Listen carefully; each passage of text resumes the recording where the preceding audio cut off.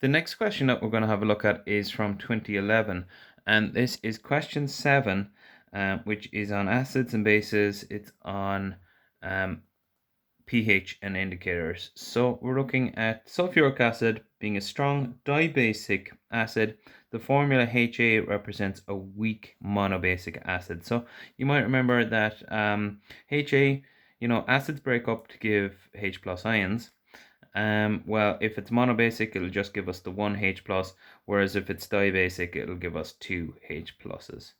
For part A there, how do strong acids differ from weak acids in their behavior in water according to Arrhenius theory and the Bronsted-Lowry theory? You'll see that there's 12 marks going for this, so you're going to have to talk about strong acids and weak acids for Arrhenius and strong acids and weak acids for Bronsted-Lowry. So in Arrhenius theory, we say that the strong acids completely dissociate to give H plus ions, whereas for weak acids they only slightly dissociate to give H plus ions. So that would cover part 1. And then part 2, the Bronsted-Lowry theory. Well, Bronsted-Lowry says that strong acids are good proton donors, whereas weak acids are poor proton donors. So that would cover us for the 12 marks there for part A. On to part B then. What is the conjugate base of sulfuric acid? And then what's the conjugate base of the weak acid, HA? And which of these conjugate bases is stronger?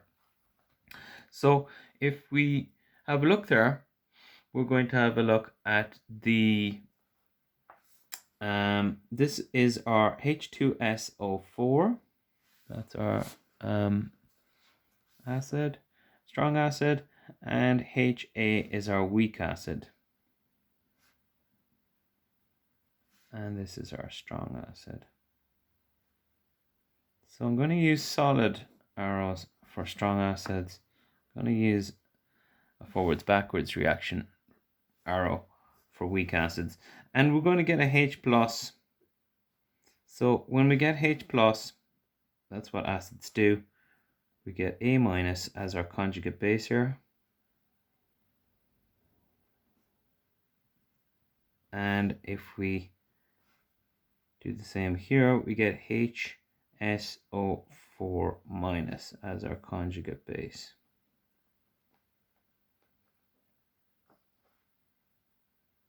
Okay, so that gives us the answers for the first two parts of part B, which are what is the conjugate base of sulfuric acid and of the weak acid HA. 3 and 3 for the two of these. Which of these is stronger? Well, the stronger conjugate base will come from the weaker conjugate acid. So this is a weak acid, so this is the stronger conjugate base, because strong acids give weak conjugate bases, weak acids give strong conjugate bases, and that explains part B then as well. So we get 12 marks for this. On to part C then. Part C of the question, looking at question 7 from 2011. Part C of the question says, explain by giving a balanced equation for its dissociation in water that the conjugate base of sulfuric acid is itself an acid. So the conjugate base of sulfuric acid, this one here, show that that's an acid. Well, if we take that, HSO4 minus, and we add it to water, H2O, well, what we can get is H3O plus, and we can get SO4 2 minus. So that's adding it to water, showing that it can also give you another H plus, and then this is the conjugate base that we get for that. So that's the balanced equation for that one, part C from 2011. Part D then. Part D just says define pH. Well, we can just write down pH is equal to minus log to the base 10 of the H plus concentration. We can just write down the formula and get 6 marks for that part, which is very straightforward. And then the last part of part D says calculate the pH of a weak acid, that's 0.2 molar solution, and its dissociation constant is 6.3 by 10 to the minus 5, There is 14 marks going for it. There is a little part at the end then as well. So we're talking about a weak acid. So they've given us a Ka and an Ma. The Ma being the molarity of the acid, which is 0.2 moles per liter, and the Ka is 6.3 by 10 to the minus 5. So there are the values that they've given us. We're going to find out the H plus concentration for a start, and we do that by slotting in the values to this formula, Ka by Ma square rooted. And if we put these values, 6.3 by 10 to the minus 5 multiplied by 0.2 and then square rooted, we will get a value of 0.003549647 is what my calculator is saying. And then if we put this value into pH is equal to minus log to the base 10 of the H plus concentration, slotting that value in there, we will get the pH equal to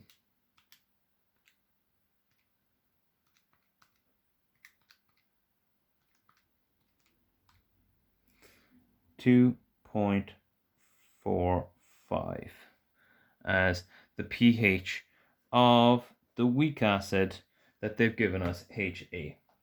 Now, the last part of the question says, what is the concentration of a sulfuric acid solution that has the same pH? So for this one, we have to work backwards. Sulfuric acid being a dibasic acid and being a strong acid. So we know that it'll give us twice the H plus concentration. Now, what we can do is we can, so we can use this pH value because it's got this pH. We can put it into our antilog. So you'll know that the H, you can go backwards with your pH, and you can say that the H plus concentration is antilog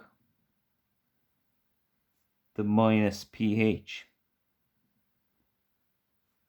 These don't have to be square brackets for the pH.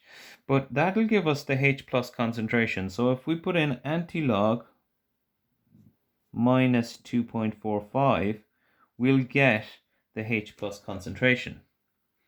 So if I just do that, second function log, and then minus 2.45 will give us 0.0035496 as we had previously there. And then if this is the H plus concentration, okay, if this was